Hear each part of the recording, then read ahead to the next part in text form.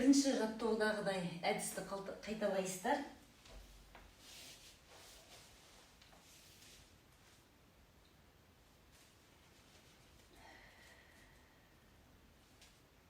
Бұл екінші жаттығуда қосатындарыңыз аяқты көтересіздер. Аяқ 90 градус көтеріліп тұру керек. Сәл өзіңізге қарай.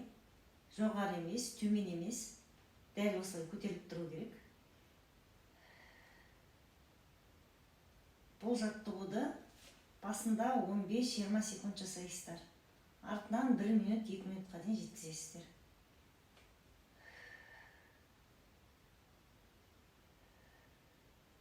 Бел көтеріліп тұру керек.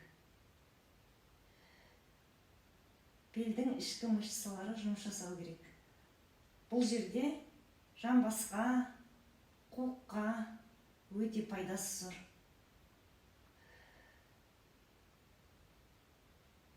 Бұл жерде, бұл жаттығудан шыққан кезде бірінші аяғыңызды осылай түсіресіз. Беліңізді жай орнына қоясыз, аяғыңызды созып жатасыз.